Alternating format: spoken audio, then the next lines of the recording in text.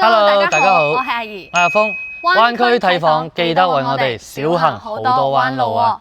阿怡，見唔見到我身後係咪好似嗰啲歐洲小鎮咁樣呢？係啊，我都覺得係歐洲小鎮。我哋就唔係嚟到惠州嘅佛羅倫薩小鎮啦，我哋就嚟到我哋嘅珠海北歐洲小鎮啦，嚟同大家感受一下我哋呢邊嘅歐洲風格嘅別墅。同埋咧，我覺得嚟到呢度咧，成個空氣咧都好清新啊！因為我哋嘅別墅嘅後面咧就係一個山嚟嘅，近山。係啊，近山即係半山嘅一個項目啦，嚟分享翻我哋嘅一個獨棟別墅。都屬於叫做半山別墅。係啊，睇翻我哋嘅外立面啦，佢睇起身咧就係好似雙拼咁，但係事實上咧佢係獨棟別墅嚟㗎，因為佢係冇共牆嘅，佢係單獨嘅一個個體。阿怡，咁我哋今期啦介紹呢邊係分別有啲咩別墅咁樣呢？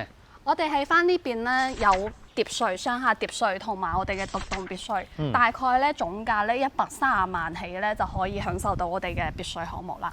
係啦，而且呢邊價格都非常之優惠。好似我哋依家睇嘅呢一個戶型咧，大概200萬咧都可以擁有啦。200萬有找喎，而且仲係有大花園喎。係啊，大花園，佢有好多花園可以揀嘅，睇翻我哋揀翻嘅邊個花園啦。咁我哋又去睇睇咯。係啊。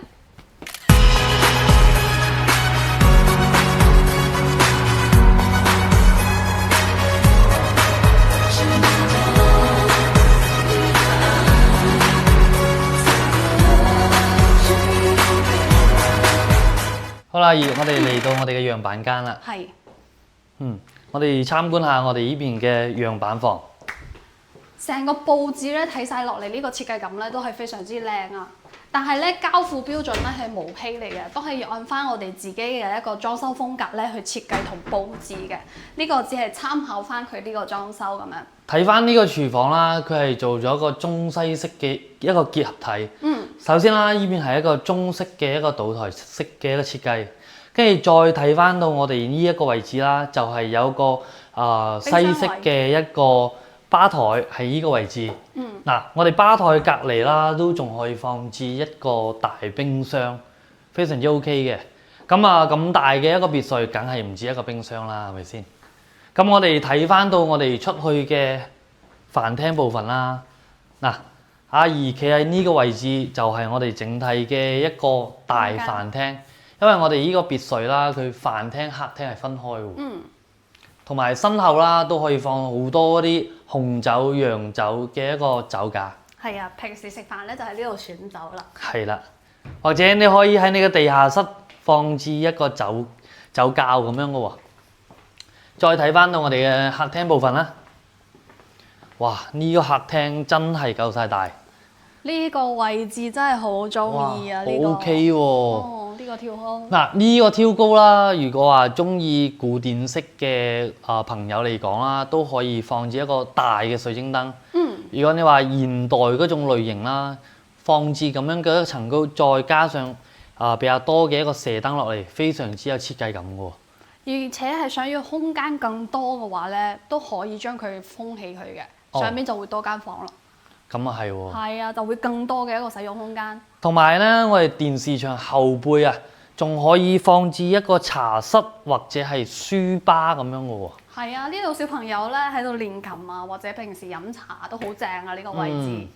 我哋嚟睇我哋嘅特點。好啊，我哋嘅特點。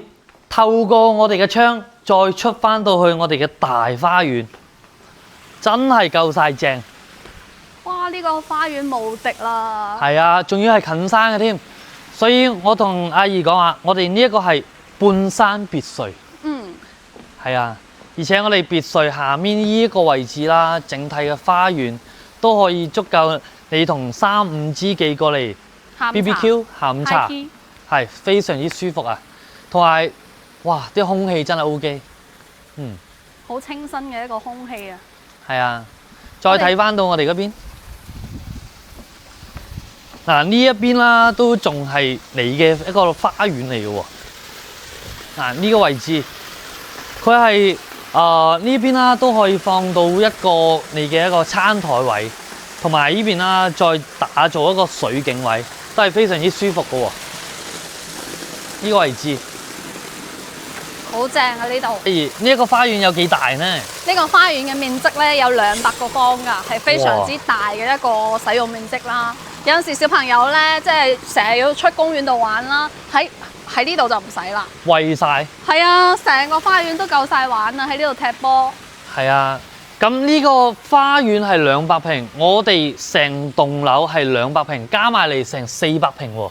如果再加改造嘅地方，例如呢個位置啦，呢個位置佢係全部都係僭建，即係自己推出嚟嘅，係唔止㗎，實用起身可以達到600個方㗎。哇，好誇張啊！好犀利㗎呢個使用面積。呢邊咧仲有一個自己間嘅一個位置嘅溫室花園。哦，真係 OK 喎。係啊，非常之夠舒服咯，因為呢度景就係你1樓嘅位置啦。咁我哋呢一個聯排獨棟啦，佢就係上面3層，下面3層咁樣嘅喎。係啊，我哋依家迫不及待，先落負1樓睇下我哋嘅負1層嘅設計先。好啊，嗱，佢依個樓梯啦，佢唔會話做咗個玻璃式嘅設計，佢係用嗰種鋼板去做佢嘅扶手，都係 OK 嘅喎。好時尚。佢唔會話用其他古典式嘅做法咯。喺呢個別墅咧，佢個負1層咧就係作為咗一個次客廳嘅。如果係想要即係更多嘅一個使用空間啦，可以做 KTV 房或者係麻雀房都 OK 嘅喎。係啊，同埋大家都睇到我身後啦，真係有一個酒窖㗎。嗱，呢度有個吧台，後背就放置晒你嗰啲洋酒啊、紅酒啊，仲做咗個玻璃鏡櫃添。睇翻我哋呢度最正嘅地方，喺呢度浸温泉。非常之舒適啊！呢個温泉位，睇翻我哋都係呢度係我哋嘅花園嚟㗎。如果想要更加私隱性嘅咧，可以做翻一個防偷窺玻璃嘅。你睇翻我哋呢度，呢個 view 真係 OK 喎。呢個咧係我哋最中意嘅桑拿房啦。哦，我啱啱都見唔到啊！係啊，呢度桑拿房咧，大概3-4個人一齊喺度桑拿都 OK 啊。所以話呢一個配置咧，真係絕無僅有嘅一個別墅嚟嘅咯。基本上喺屋企完全都已經享受到即係出邊嘅一個配套啦。係啦，而且呢一棟別墅竟都係200幾個嘅啫喎。係啦。咁我哋上去再睇睇，再上翻到我哋呢度仲有個儲物間添。係啦，可以放我哋嘅魚竿啊、高爾夫球啊，仲可以收即係玩薄黏氣喎。咁上我哋嘅2樓睇一睇啦。嗱，我哋呢一個嘅樓梯啦，佢下面採用一個燈光式嘅設計，咁你真係夜晚黑就唔需要再開燈噶嘛，係咪？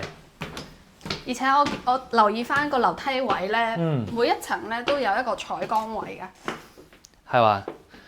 嗱，嚟到呢一個啦，就係可以俾到你個女啊，或者係仔仔啊咁樣用嘅一個房間咯。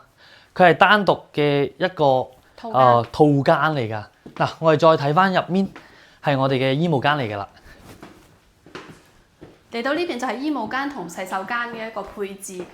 佢所有嘅房間咧都係可以做到套房㗎。係，所以整體嚟講都係比較舒服啦呢一棟。嗱，我哋畢竟係有呢個獨棟啦，我哋仲有佢嘅雙拼啊。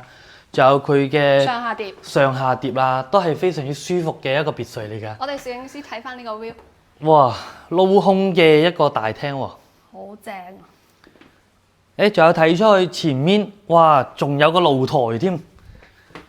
嗱，我哋呢一棟別墅啦，畢竟係會有佢嘅花園，都仲有佢嘅露台，即係既有花園又有露台。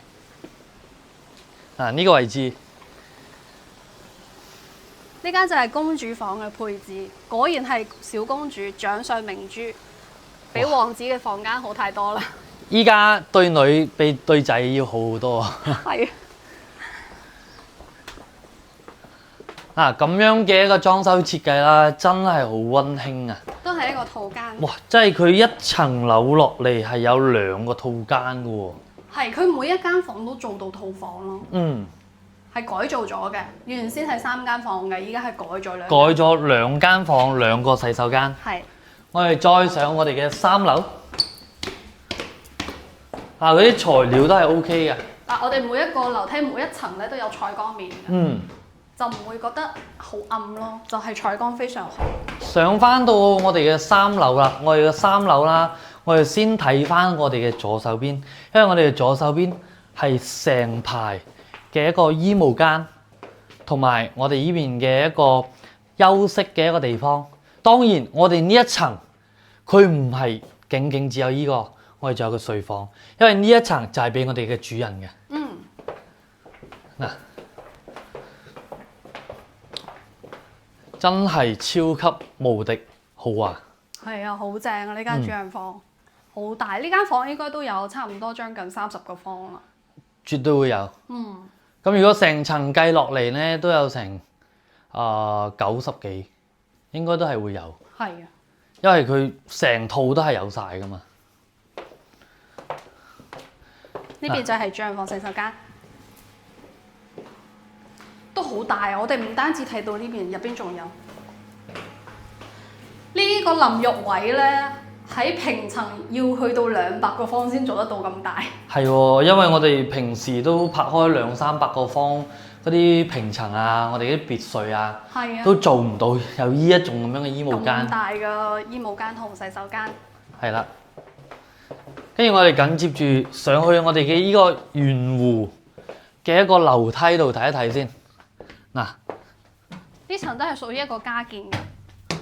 呢個係佢係加建上嚟，跟住上面呢個位置啦，都仲有個書房啊，或者係一個化妝室俾到你，或者係你個人嘅一個閲覽室，都係完全係 OK 嘅。跟住再嚟到呢一個位置啦，佢樓頂仲有個露台俾到你，呢一個位置啦，你晚上可以同你嘅老婆啊、女朋友喺呢個位置度去飲翻2-3杯紅酒都係完全 OK 噶。